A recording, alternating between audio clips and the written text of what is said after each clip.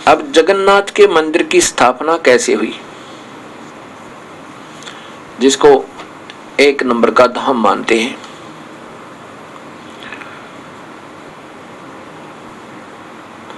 जगन्नाथ के मंदिर की स्थापना का विवरण है।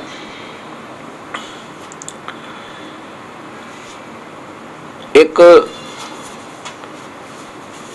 इंद्रदमन नाम के उड़ीसा के राजा होते थे। वो भगवान विष्णु के बहुत तगड़े श्रद्धालु और उपासक थे। एक बार भगवान विष्णु ने श्री कृष्ण ने उस राजा को स्वप्न में दर्शन दिए और कहा कि इंद्रदमन, आप एक मंदिर बनवा दो और उसका जगन्नाथ नाम रखना। स्वप्न में वो स्थान दिखा जहां पर आज जगन्नाथ जी का मंदिर पुरी में विराजमान है। ये समुद्र के किनारे पे है कि इस समुद्र के किनारे पे यहाँ एक सुंदर मंदिर माने महल बना दे, पालिश बहुत सुंदर, अच्छा लंबा चौड़ा, और उसमें कोई विद्वान पुरुष छोड़ना जो गीता जी का ज्ञान का प्रचार करे, सत भक्ति बतावे। ये कहकर के भगवान विष्णु अंतर्ध्यान हो गए स्वप्न में, अर्थात श्री कृष्ण जी। और ये भी कहा था कि उसमें कोई मूर्ति वगैरह मत रखवाना, वो पाखंड पूजा नहीं करना, वहां पे केवल वेदानुसार गीता अनुसार साधना प्रारंभ करना, और इस कलयुग में उद्धार होगा बड़ी आत्माओं का।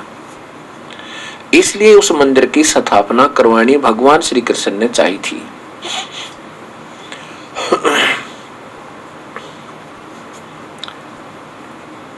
अब स्वप्न जब समाप्त हुआ, सुबह निंद्रा से इंद्रदमन जी उठे, तब उसने अपनी पत्नी से कहा कि आज स्वप्न में भगवान दिखाई दिए थे, भगवान श्री कृष्ण मुझे दिखाई दिए थे, और उन्होंने एक स्थान दिखाया समुद्र के किनारे।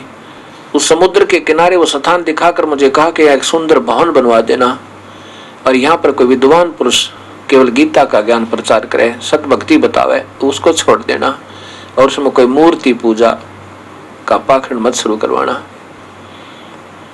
और आज तक प्रमाण है जगन्नाथ जी के मंदिर में मूर्ति पूजा नहीं है। मूर्ति रखी जरूर है, और वो भी उनके न चाहते हुए रखना चाहा था, भगवान के आदेश के विरुद्ध रखना चाहा था, तो मूर्ति के हाथ नहीं बने थे, हाथ और पैर दोनों अधूरे रह गए थे। इंद्रदमन जी की पत्नी वो और भी श्रद्धालु थी, कहने लगी कि आपके तो भाग्य उदय हो गए, स्वयं प्रभु ने आके आपसे कहा है, इससे बढ़िया सुअवसर अपन को कब मिलेगा, और लगा दे भगवान के नाम पर जी खोल कर पैसा, कति दिल खोल कर खूब अच्छा सुंदर बनवाना महल, भगवान का मंदिर। मंदिर का अर्थ महल होता है, घर होता है, लंबा चौड़ा घर, जिसको अंग्रेजी में पैलेस कहते हैं। अब इंद्रदमन ने कारीगर बुलवाए, वो स्थान दिखाया और कंस्ट्रक्शन शुरू होगी, मंदिर बनाना प्रारंभ हुआ। मंदिर बन चुका, और वो मंदिर जब बन चुका तो कुछ दिन के बाद उसमें उस मूर्ति पूजा की तैयारी करनी थी। उससे पहले ही एक समुद्री तूफान उठा और उस मंदिर का नाम और निशान मिटा दिया। निशान भी नहीं रहा कि यहाँ पर कोई मंदिर कभी प्रारंभ हुआ था। अब राजा ने कुछ दिनों के बाद फिर बनवाया, वो फिर ऐसे ही साइक्लोन ने, समुद्री तूफान ने तोड़ दिया। तीसरी बार फिर बनाया। ऐसा सुना है कि पहले भी उनके इंद्रदमन के पूर्वजों ने बनाने की चेष्टा की थी, लेकिन वो भी ऐसे ही मंदिर ने तोड़ दिया था। तब उसको पता चला इंद्रदमन ने कि तेरे पूर्वजों ने भी कोशिश की थी और ये मंदिर नहीं बन पाया था। 6 बार 5 बार ऐसे इंद्रदमन के समय भी टूट गया। अब हताश होकर बैठ गया, अकीब ये मंदिर नहीं बन सकता, क्योंकि हमारे पूर्वजों से भी नहीं बन पा रहा था। काफी वर्षों से लग रहे थे, जब भी जैसे जिसको आदेश होता था प्रभु का, लेकिन ये मंदिर बन नहीं पा रहा था। तो जब उसको पता चला कि वास्तव में ये तो मंदिर को समुद्र नहीं बनने देता, हताश होकर के इंद्रदमन बैठ गया। वो कबीर परमेश्वर। अब यहाँ आपके मन में ये आओगी कि कबीर साहब फिर मंदिर बनवाते थे तो अब मंदिर की पूजा में को मना भी करते थे। कबीर साहब मंदिर नहीं बनवाते थे। काल ने जब कबीर साहब जोगजीत रूप में आए थे इस मृत लोक में, काल के लोक में, उसमें वचनबद्ध किया था कि हे प्रभु मेरा एक कार्य और करना। मेरा अंश अवतार श्री कृष्ण विष्णु एक मंदिर बनवाना चाहेगा, एक महल बनवाना चाहेगा समुद्र के किनारे, और समुद्र अपनी प्रतिष्ठा का बदला लेने के लिए, अपने अपमान का बदला लेने के लिए वो नहीं बनने देगा। तब कबीर साहब ने कहा था ठीक है, मंदिर नहीं होगा, उसमें कुछ सत्य ज्ञान प्रचार करेंगे और मूर्ति नहीं रखेंगे तो बनवाने दूंगा, मैं सहयोग दे दूंगा, रोक दूंगा समुद्र ने, और नहीं तो मैं नहीं रोकूंगा, मैं नहीं बनने दूंगा। ऐसा ही कहा सतगुरु ने कि कबीर परमेश्वर ने कि इसमें मूर्ति मत रखना। तो ऐसे ही भगवान श्री कृष्ण ने इंद्र दमन को आदेश दिया था कि इसमें मूर्ति पूजा नहीं होनी चाहिए, केवल गीता जी का ज्ञान यानी सदग्रंथ का ज्ञान हो, कोई विद्वान पुरुष बिठाना। ऐसा ही हुआ था, ऐसा ही प्रारंभ, ऐसा प्रॉमिस यानी वायदा होने पर ये मंदिर बनवाना प्रारंभ हुआ था।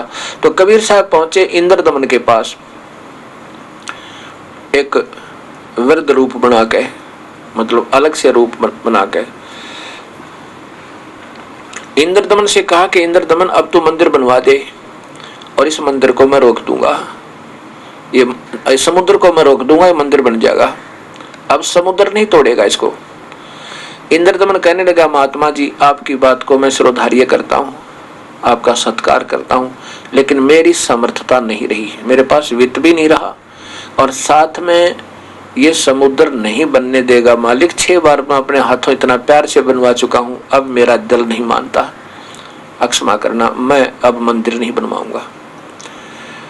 भगवान प्रभु कबीर परमेश्वर कहने लगे इंद्रदमन अगर तुम्हारी सलाह बने मंदिर बनवाने की तो मैं वहां मिलूंगा, अपना स्थान बता दिया, ऐसे उस स्थान पर मिलूंगा, मुझे पता दे देना, मैं आ जाऊंगा। सोपन में रात्रि के समय भगवान श्री कृष्ण फिर दर्शन देते हैं इंद्रदमन राजा को, उड़ीसा के राजा को, और कहा कि इंद्रदमन जो तेरे पास वो संत आया था, वो भक्त, वो परमात्मा समझो, वो साधु जो तेरे पास महात्मा आए थे वो परमेश्वर है भाई, उनमें परम शक्ति है, वो जो चाहे सो कर सकते हैं, उनको ढूंढ के प्रार्थना कर लो, ये मंदिर बन जाएगा।